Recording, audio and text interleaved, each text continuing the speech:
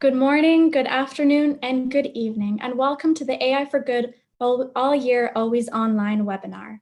My name is Ida Jabiri from the ITU, the International Telecommunication Union, and I have the privilege of introducing today's webinar. ITU is the United Nations Specialized Agency for ICTs, and we are also the organizers of the AI for Good Global Summit alongside the X Prize Foundation in partnership with 36 UN sister agencies, ACM, and co-convened with Switzerland. The goal of the summit is to identify practical applications of AI to achieve the Sustainable Development Goals and scale the solutions for global impact. Now, like most of the world, the AI Summit has gone digital, and we are moving forward with weekly online programming, allowing us to reach even more people throughout 2020. Today's webinar could be considered part 2 of the AI for Good Gender Breakthrough track that would have been taking place in Geneva were it not for the virus. We have a distinguished set of panelists today, but we're also counting on you, the participants, to help create an engaging discussion. For this, we will be using the Q&A functionality where you can find just left of the center of the bottom of your screen. In addition to the Q&A, there's also the chat functionality. Please make sure to set the message recipient as everyone or all panelists and all participants, and not just to the panelists. You can select this option just above the message box. Now, before we turn to our panel, I would like to ask everyone to use the chat functionality and let us know where you're connecting from, which city or which country. So I will begin. I will write in the chat to everyone, Geneva, Switzerland. Okay, so make sure to send it to all panelists and attendees, not just the panelists, because not everyone can see you. Okay, I see. We have Toronto, we have UK, Colombia, oh, it's moving fast, Spain, Italy, Mumbai, lots of places. Great. So I see we have a very international crowd today, and I am looking forward to introducing our facilitator now, Haneen Khalaf, who is the Principal Project Manager at X Prize. Over to you, Haneen. Thank you so much, Ida. Hi, everyone. Welcome to today's webinar, where we will discuss how to leverage AI technologies to achieve gender equity. So my name is Haneen Khalaf. I'm the Principal Project Manager. I'm also leading our gender initiative, which is an effort to close one of the most invisible problems in the world, which are gender data gaps. Today, I'm joined by our amazing gender brain trust, who you'll meet very shortly. But before we start, I just want to level set. So the purpose of this webinar is to introduce the topic areas in which we're seeking project submissions from the public. So as part of the AI for Good Gender Breakthrough track, a team of thought leaders known as our Brain Trust are using their expertise in data and AI systems to help drive global initiatives in the area of gender equity. So by the end of this webinar, you will find out how you can participate. And again, the goal of the Gender Breakthrough track is to generate meaningful projects that have a short or medium-term impact on advancing SDGs by using AI, data, ecosystem and community building and collaboration. So before we dive into the topics, I'd love for our Brain Trust members to introduce themselves. So please feel free to start your video and start your audio, Brain Trust members. And we'll start by having Francesca Rossi introduce herself, please. Thank you. Thank you, Haneen. Hi, everybody. So I'm Francesca Rossi. I work at IBM Research in the US. I have a background mostly in academia, actually, because I joined IBM only 5 years ago. And I've always worked in my career, I've always worked in AI, trying to advance AI capabilities. But in the recent years, I've also been trying to advance our capability to make AI as beneficial as possible, either with technological solutions, research-based, technology-based, or also with non-technological solutions, like working together with many other stakeholders, policymakers, even UN agencies, and many others that are important actors in the space of AI. So at IBM, I am the AI ethics leader for IBM. So I co-chair, for example, the internal AI ethics board, that is our governance piece to put in place concrete actions to make sure that the technology that we deliver has the right properties regarding bias or many other desirable properties that we may want. Thank you. Amazing. Caitlin, please. Hi, so I'm Caitlin Kraft-Buckman. I run Women at the Table, which is a civil society organization based in Geneva, and is focused on systems change in the economy, in sustainability, technology, and democratic governance. And we've had a very, very hardcore focus for the last 2 years on AI and gender, so that we're very, very happy to come in as gender experts and colleagues in the technology sector. Welcome, Caitlin. And Nicole, please. Hi, I'm Nicole Washington, and I have a background in engineering and management consultant. I've been an angel investor with one of the largest angel groups in the US, and I've done that for over 10 years. In my spare time, I have been a staunch advocate of STEM initiatives, and I've worked to increase awareness and excellence in STEM in communities that are often underrepresented. And so that is, of course, communities that include African Americans, Latinos, and women. So I'm glad to be here today. Thank you, Haneen, for having me. Glad to have you, Nicole. Thank you. And Eileen, please. Hi, everyone. I'm Aydin Kaliskan, and I'm an assistant professor at the Computer Science Department of George Washington University. And my expertise is on machine learning and AI systems, especially how can we make AI for social good. I have been investigating AI ethics with respect to especially bias, fairness, and privacy in the last couple of years. And I'm trying to understand how bias propagates in AI systems. For example, how do we communicate bias through language and that ends up passing to AI systems? Or how can we analyze the fairness properties of AI systems? Do they exhibit any discriminatory outcomes and so on? As a result, I'm very excited and happy to be part of this event and organization, and I'm looking forward to having this discussion today. Thanks, Amazing. Eileen. Thank you, Eileen. So welcome to our amazing Brain Trust. We are missing 2 members, Stephen and Azer, so I just want to do a shout out to them. They're with us in spirit today. So before we dive into the actual topics, Francesca, can you tell us more about the Gender Breakthrough Track and what are some of its goals? Yes. Thank you. So this track is about, gender equity and gender issues in general related to technology and AI. So the point is that, our world has been shaped over the centuries by mostly the point of view of men. So they embedded in all the policies and decisions that govern our world, their point of view, their habits, their priorities, and even their physiology, which is different from women, of course. And this generated, a lot of decisions made according to this point of view.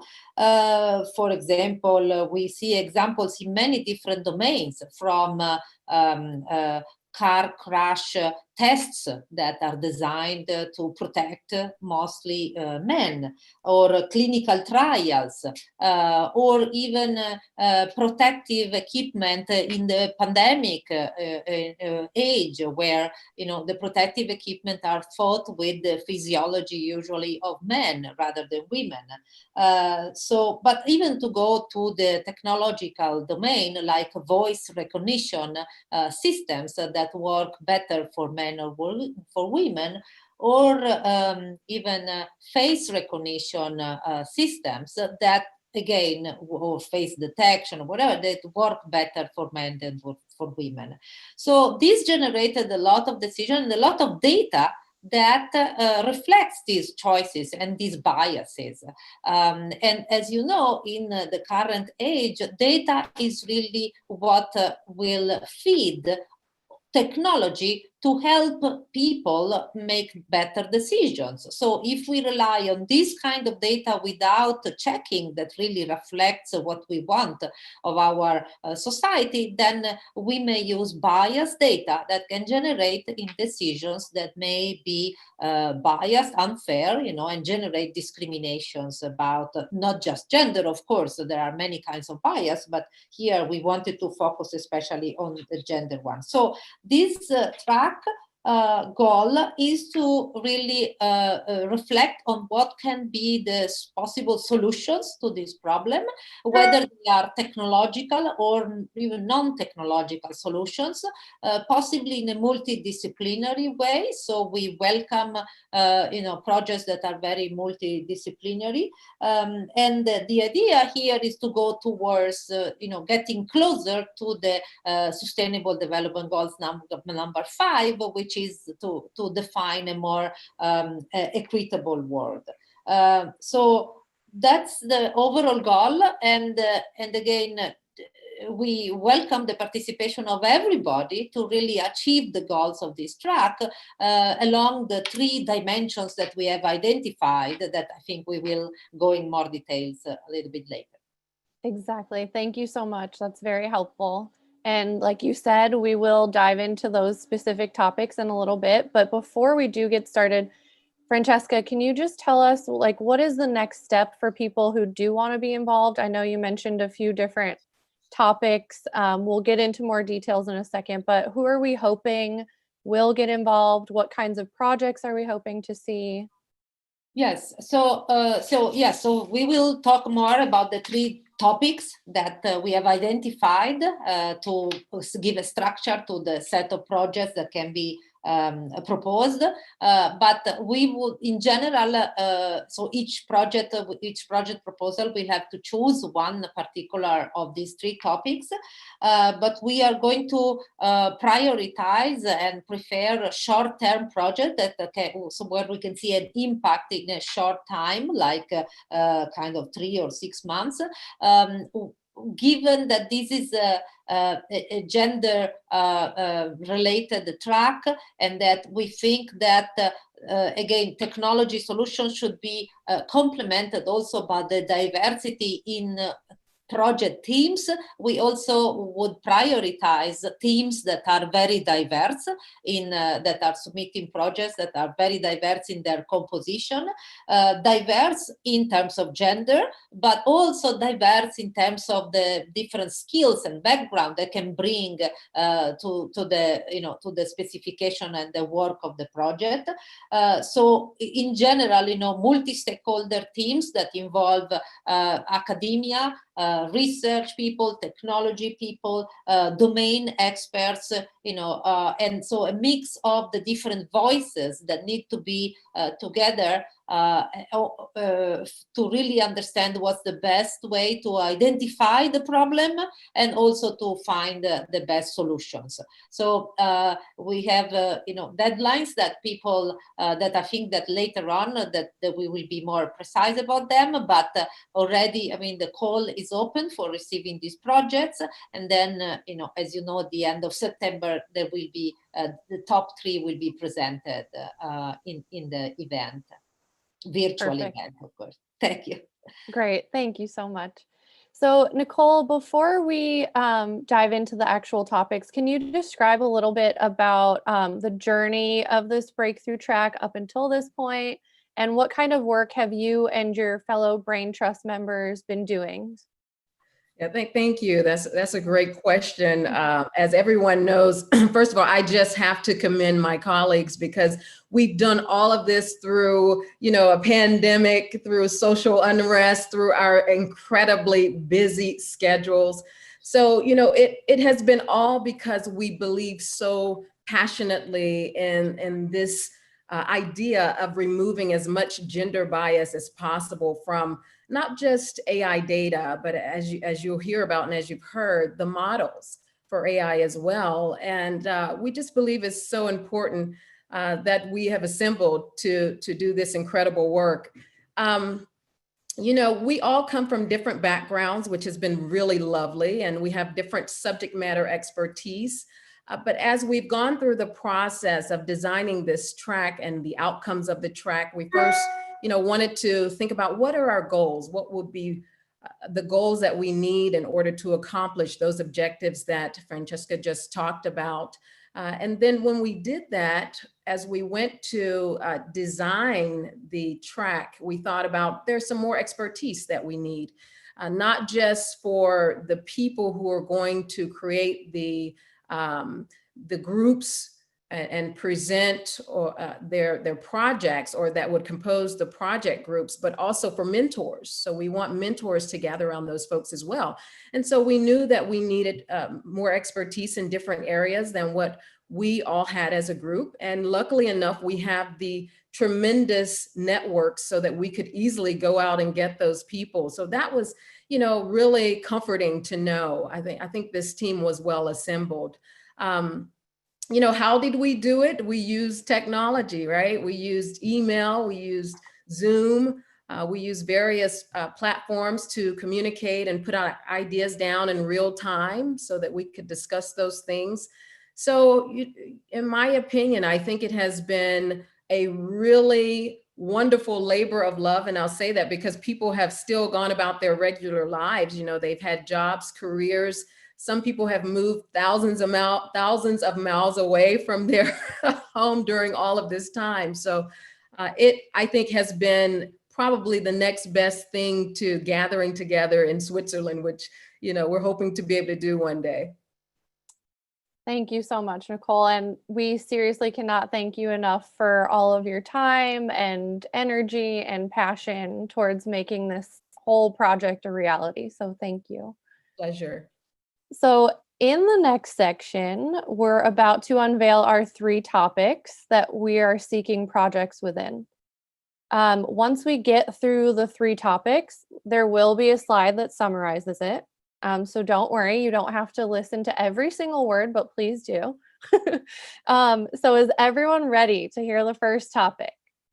Okay, let's go. So Francesca, the first topic area focuses on identifying technical and non-technical ways to define, detect, and evaluate algorithmic gender bias. How did you come up with this topic, and why is it so important? Well, yes. So that's the first topic that came to our mind, to define innovative ways for detecting and mitigating gender bias. And as Nicole said, not just in data, but also in the models, but also in the uses of these AI systems, but also in the policies around AI systems. So the whole ecosystem around AI, whether it's data collection and checking and evaluation, whether all the design choices that are made during the development phases, whether the deployment, the uses, and the policies around AI should be taken into considerations. And we hope to see, really a combination of actors that play roles in these various phases around AI to propose innovative ways and to understand and identify and solve gender bias, also around the fact that many different factors come into play. So intersectionality for us is a very important concept, to put together various factors that can play a role in gender bias. The role of culture that may differentiate among ways that different regions of the world at different cultures and background can look at gender bias. The role of language, the presence of women and different genders in research environment, in the social media, online presence, for example, in Wikipedia, as well as in the economic environments. So the not just really, in every aspect of our everyday life, whether in the real life, whether in the virtual and online life. And we also welcome projects that can try to evaluate gender bias and then mitigate it using both a mix of qualitative and quantitative ways to measure and define gender bias. We know that in some scenarios there are quantitative ways to define gender bias with numbers, but in some other scenarios maybe it's better to use a qualitative way to define the issues. So we welcome, any one of these and possibly a mix of them. So everything that can help understand really how to identify and mitigate the gender bias with various factors and various aspects to consider at play around this topic. Great, very clear. Eileen, do you have any more specific specificities that you'd like to add to this in terms of what you're looking for under the project? Francesca did a great job giving an overview about our first topic, which is a very important topic at this age of AI.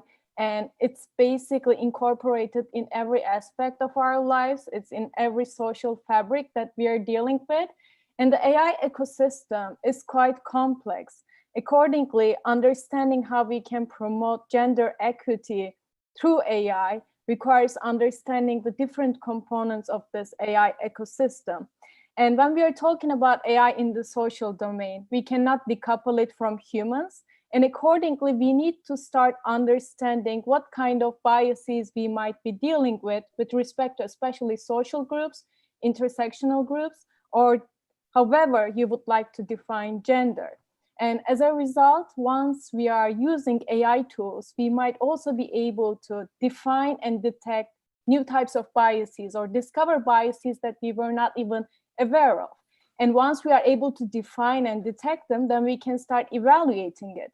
And when we build the tools to evaluate AI bias, especially with respect to gender, and when we are talking about gender, we are talking about basically the largest social groups in the world.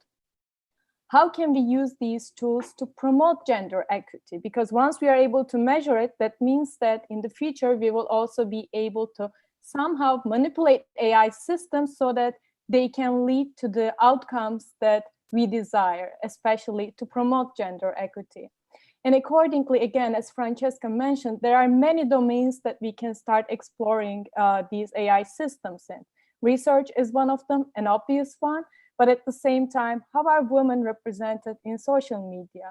How are they represented on Wikipedia? Or how much woman involvement can we observe in research, in corporations, in government? And how do these affect the AI systems that are being developed by diverse sets of machine learning developers, for example?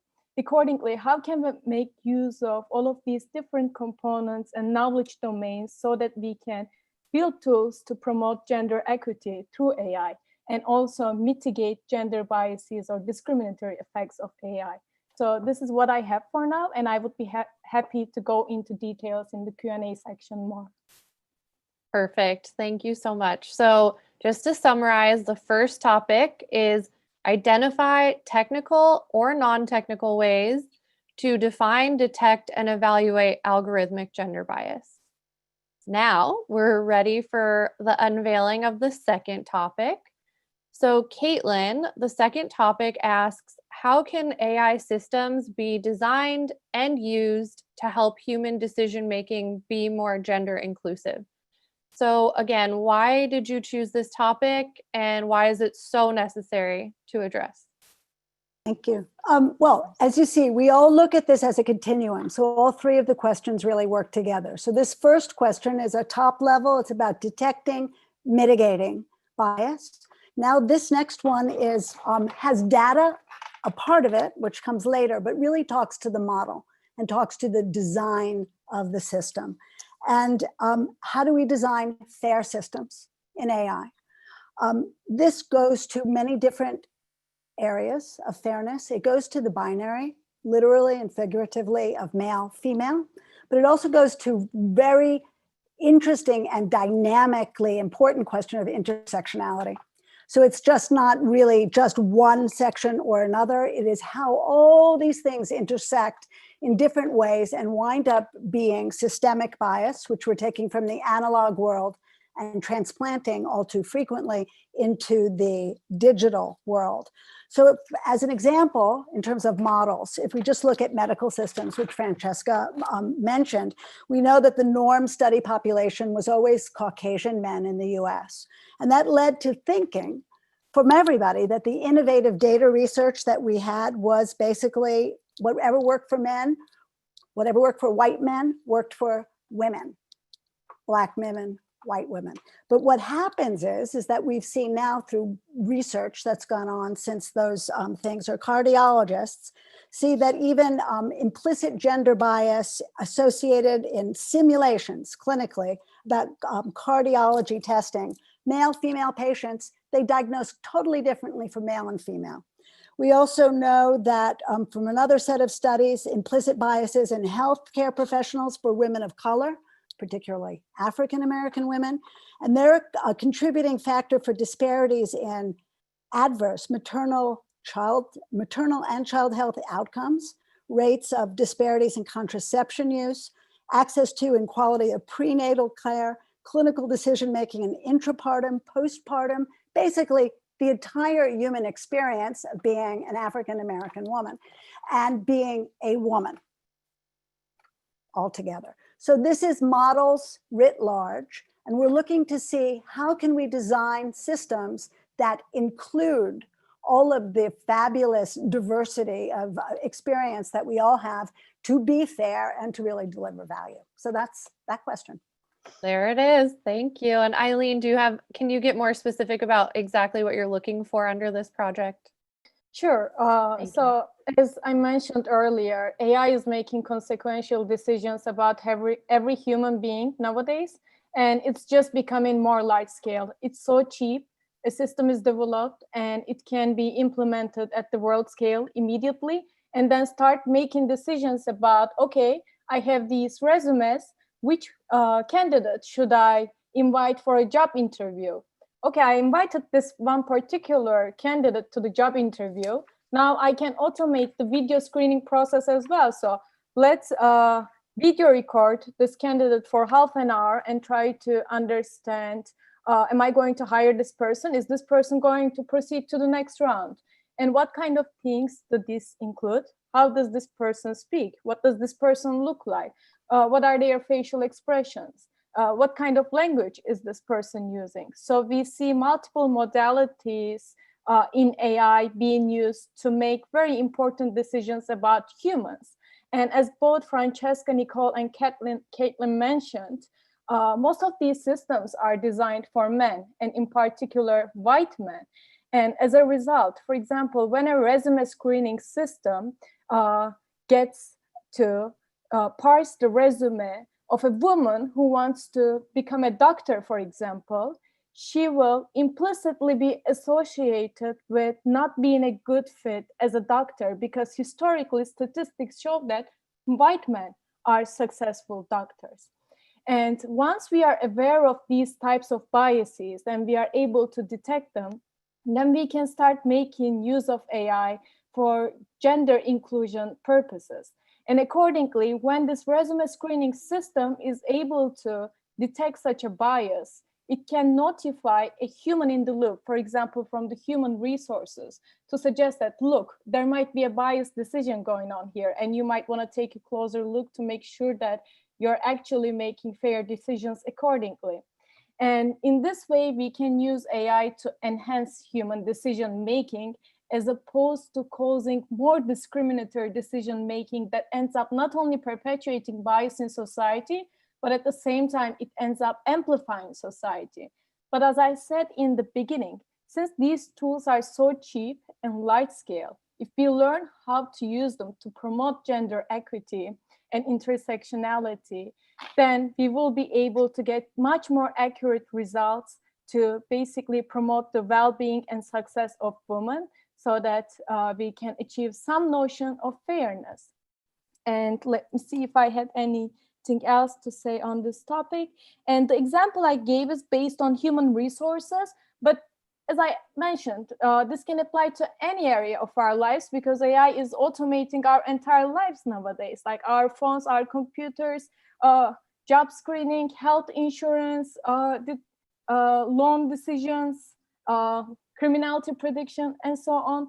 And basically, the better we understand how to use AI systems and data sets to promote gender equity, the faster we can get there, as opposed to dealing with every individual human beings or institutions' implicit or explicit biases.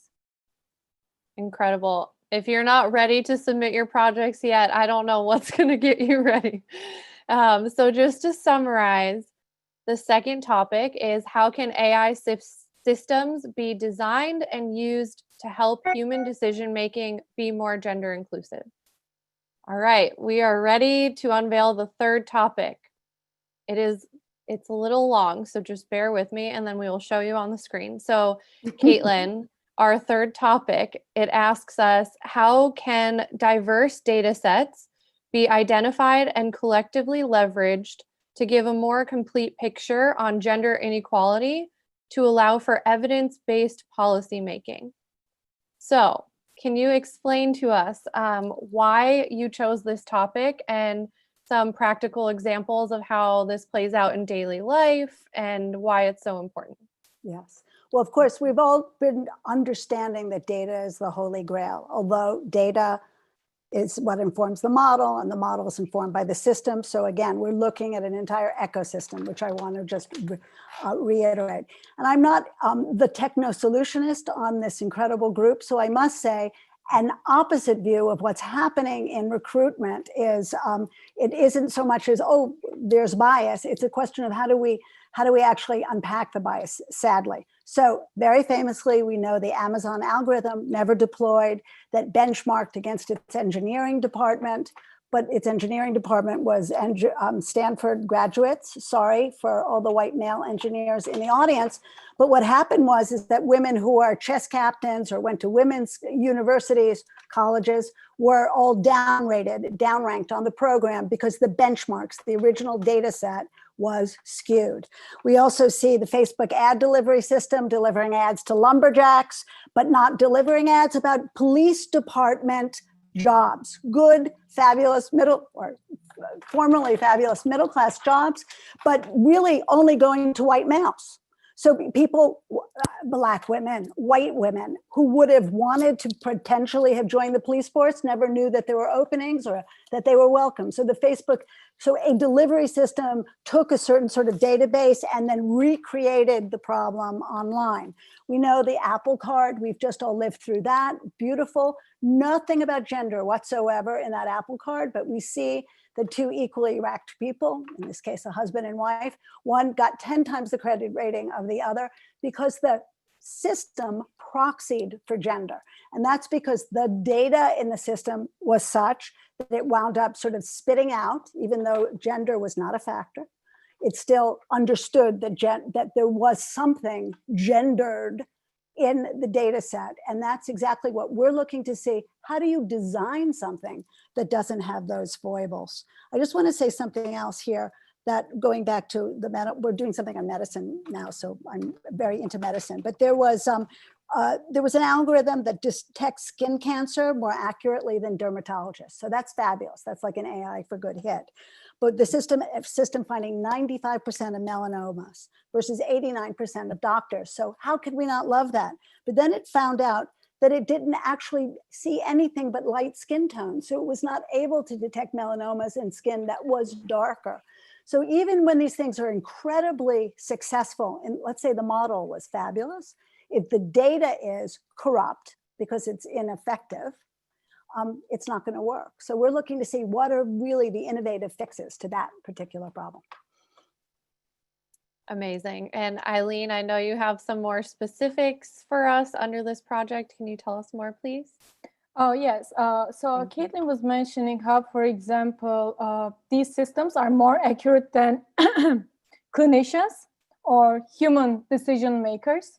And that can sound like a threat in the beginning, that robots or automated systems are going to take over the workforce, but they are indeed more accurate in, for example, clinical diagnosis or many other tasks. But at the same time, they have these deterministic problems with systemic bias getting embedded in them.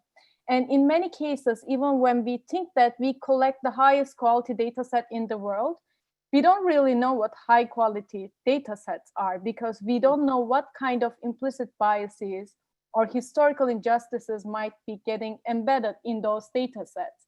And when we look at it from this perspective, we can also see AI as not only a system that might end up amplifying or perpetuating bias, but we can also see it as an explanatory tool or exploratory tool, so that we can discover new types of biases.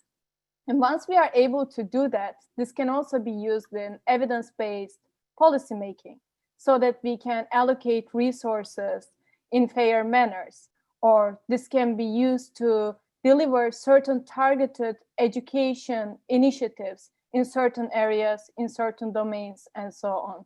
But this requires basically that we collect all the data sets out there that we can get our hands on. So we have a bunch of, or millions of probably public data sets that are out there. All of these data sets are coming from different domains. They have different types of noises. They come from different countries and cultures, representing their values, their implicit biases, and all kinds of systemic things that are getting embedded in those in one way or another. And we also have all kinds of private data sets. How can we promote open sourcing these data sets so that we can start combining them and get a better understanding of the scope of gender bias in the world, and not just in these data sets? When we look at AI from this perspective, we see that it's a double-edged sword. We don't only look at AI bias, but we also look at societal bias altogether. So by nature, this is a very multidisciplinary, interdisciplinary area for exploring. And accordingly, the proposals we expect in this area can be very creative. It can be technical, non-technical, but there are so many different ways that society can contribute to gender equity through the use of these AI tools, and especially these data sets, because the data sets are out there that give us a clear statistical picture about what is happening.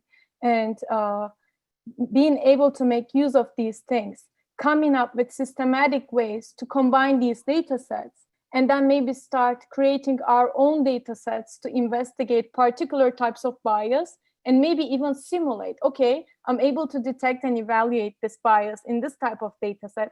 What kind of a simulation do I need to run so that I can kind of understand what kind of affirmative action or action is going to mitigate these types of biases by promoting gender inclusion?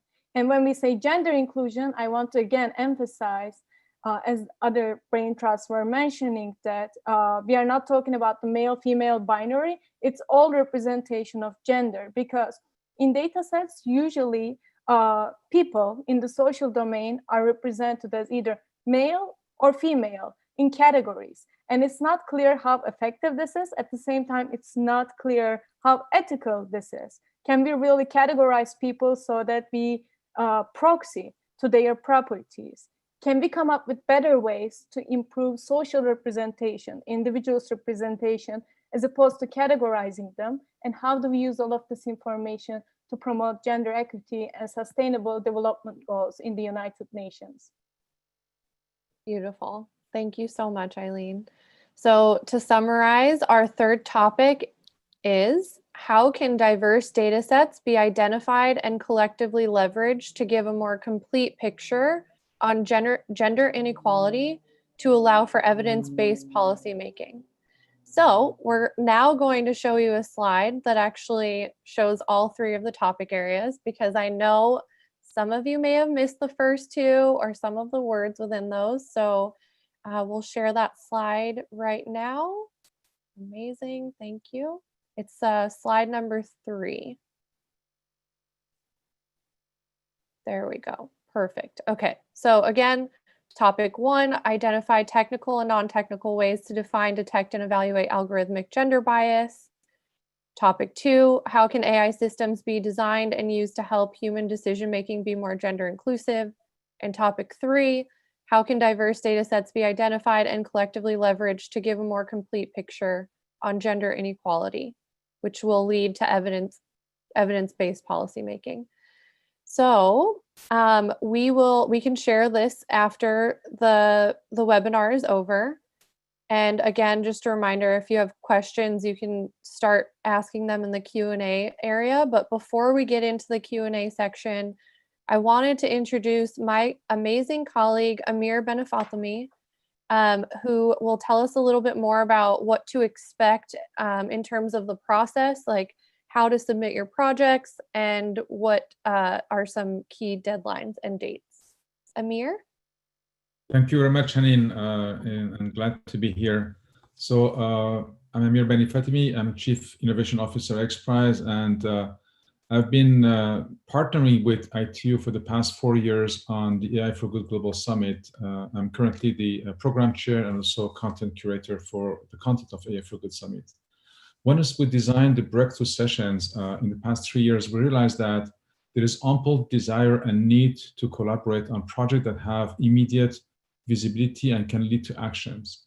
So one of the outcomes of this breakthrough track, which we are witnessing today, the launch of it, is for everyone to propose ideas, project initiatives that fall under the gender equity lens, and try to give you some form of visibility in the September 21st to 25th week of AI for Good Summit.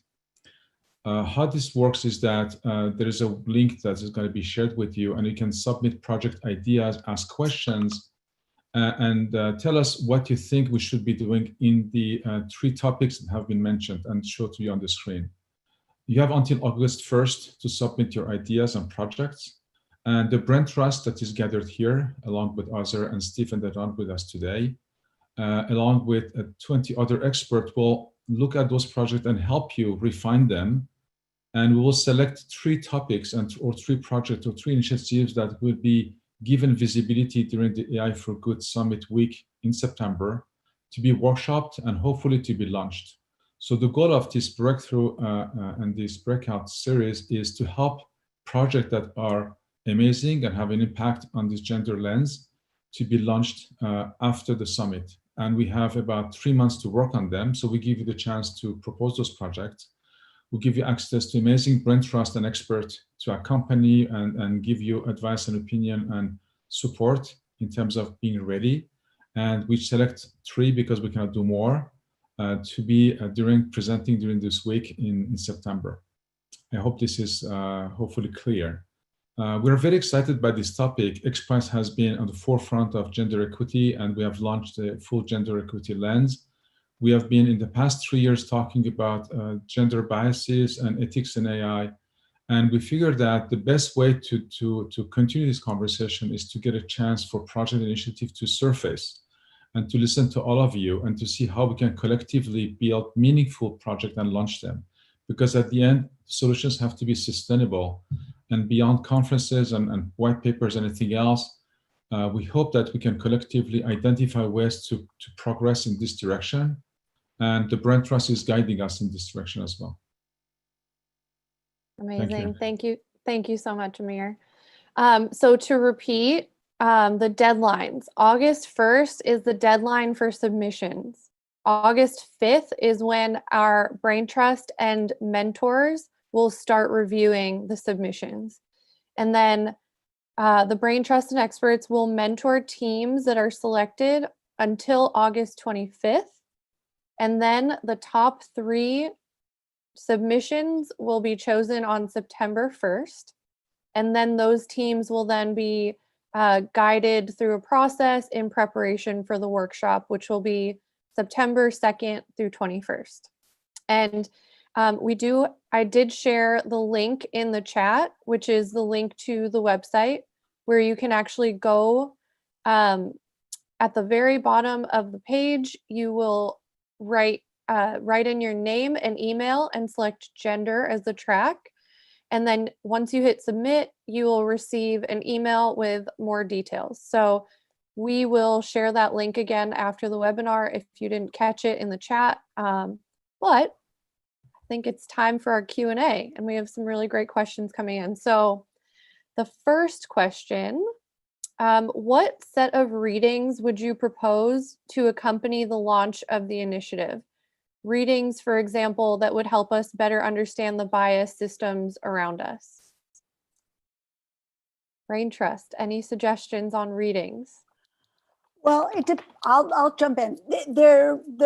Well, there's so much, and it depends on what and in what way you want to approach the topic. If we want to talk about data, just to get yourself all fired up, Invisible Women is a very, very good kind of primer, just to show you how this is kind of systemic and ways that you might want to unpack data bias.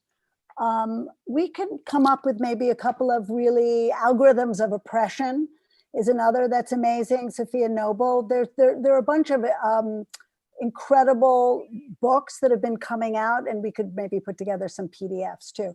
But quite frankly, what I'd love to know just in the chat, I think we'd all like to know, are you looking more about learning about systemic problems, or are you interested more in hearing about some technical solutions that already exist, which are also available? Anyone else? I mean, we can definitely put a list together of some helpful readings, but Eileen, do you have any? Yeah. So I teach bias in AI in Spring. As a result, I have a comprehensive list of research papers, as well as books and blog posts regarding this topic. Bias in AI is a relatively new research area. And luckily, as a result, we have a list that is kind of feasible to read. But if you would like to get an idea about the technical background in this area, the fairmlbook.org, which is an open source book in fairness in machine learning, might be a good starting point.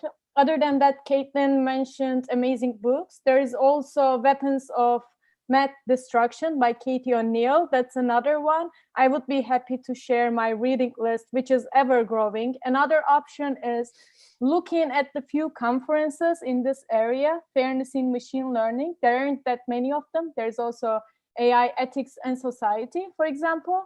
And looking at the most recent papers in those conferences will also give you an idea about where the field is, what the open problems are, what kind of problems are being handled and solved nowadays. Also, I think that in order to get a handle on what's going on with the biases in AI, it might be good to start with just AI in general. A colleague of ours, Own the AI Revolution, I believe is the name of the book, Neil Sahota, and also some blogs, online blogs. I know Ernst & Young has a good topic on women or the gender bias of AI. So I think some of your current information, real-time information, are going to come from the blogs, but I think it's a great idea to put a list together and add it to the website. That's a great question.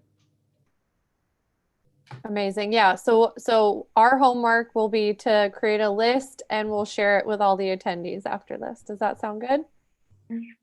Perfect. Okay. So the next question we have is, can you tell me what you all think about doctored data sets that purposefully account for representation? Is that impractical because we need some sort of massive data pipeline for training and ongoing data after deployment? So that when I saw that question, I think it's interesting. Doctored data sets. I'm curious to know if it's if they're referring to intentionally diverse data sets, or something that's not real. You're kind of getting the data from different places. So to that end, I think intentionally diverse data sets are very important. That's what we're talking about. We need to figure out how do we make those data sets diverse. And we need to make an intentional effort to do so. One thing that we haven't brought up that I think we would be remiss from the UN community and the feminist community is that there isn't actually any real systemized way to get sex disaggregated data worldwide, or even in a place like the US, where you saw that you weren't even able to disaggregate who was getting COVID, who not. And this is just worldwide. And this means that policy decisions, of course, are made just based on sort of the back of an envelope, because nobody knows how women are affected or not affected. And that's not something that we've really talked about in the questions. We say, actually, how can you kind of use data sets that are there, but it's also, and design new data sets, but it's also, how can you unpack the data that we do have to know where the women are and where the intersections are. Great. I would also like to add one more point. So there's a policy aspect to this question as well, because for many legal purposes, using protected attributes in data sets while making decisions is prohibited. It's illegal. So we cannot represent people with protected attributes to make decisions about them. But at the same time, these data sets have some sort of proxies to these protected attributes that are influencing the decision-making processes. So I understand that we don't want to make decisions based on protected attributes, but at the same time, if we don't include them in these data sets in a way to doctor these data sets, then we cannot really easily analyze the gender bias or whatever types of bias is leaking in these data sets. When it's doctored, it gives us a more structured way to handle these things and measure them. But there is this dilemma about non-discriminatory decision-making versus being aware of these protected attributes and accordingly making decisions. And this is stemming from the issue that our law and policy is designed for human decision makers and not automated decision makers. And policy will need to somehow progress and adapt to this new decision-making realm so that we can come up with standardized ways of generating or collecting these data sets. Amazing. Great. Thank you, Francesca. Anything before we move on to the next? Great. Okay, so the next question is anyone a part of this panel or the mentors machine learning or AI engineers so we can verify our algorithms and do some concrete testing?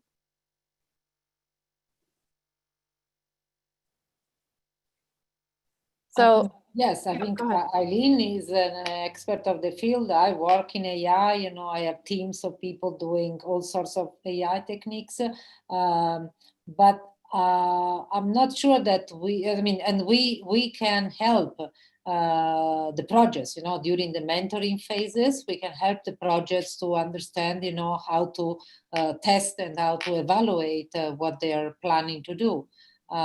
So that's definitely something that we can do. I'm not sure that what was asked was a really testing that we do of their solutions, but more like a mentoring, I think. But I also like the question about the fact that we should integrate multidisciplinarity and multi-gender also in our own mentor, and we already have it in the brain trust, but also in the other experts that we will identify. Yeah, right. Francesca gave an overall summary. We can, of course, try to help and mentor, but I would like to also remind that being able to test these systems for bias is a research project within itself, because we don't really have these methods or definitions to understand and test these types of biases. So this is one of the goals. How can we collaborate together to collectively create these systems and data sets and come up with definitions that can be at one point standardized to promote gender equity? I'd just like to add also that we have reached out to some AI engineers to be on part of the mentoring team. So to the extent that we hear a positive back from those, we will have them available. But we have thought about that as a component that we need to round out these teams. Definitely. Great. So moving on to the next question. What are your best practice recommendations for dealing with legacy data fields that have only collected binary data when broadening to an open gender reporting system? Well, isn't that what one of the projects would be? I think that that's exactly the kind of great question that we're looking for somebody to give us a methodology to try and answer, and maybe bring the rest of the world along with you to answer it. Maybe it's already been done, I don't know. But True, but that's when you can submit your project and let us know that it's happening. All right. I would like to see the thing about your $5 million reskilling prize and how that has to do Kenny Chen's question and how this impacts with your gender equality work. That's a great question. Amir, do you want to answer more on the rapid reskilling prize? And we can share more information too.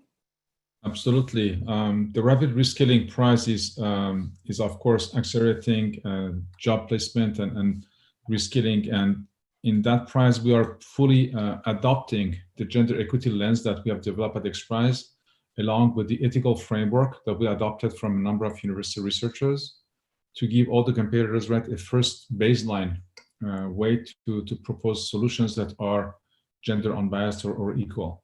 But it's up to the competitors to actually come up with solutions, as Kathleen said, right? We're looking for those amazing proposals that will be fully inclusive. Right.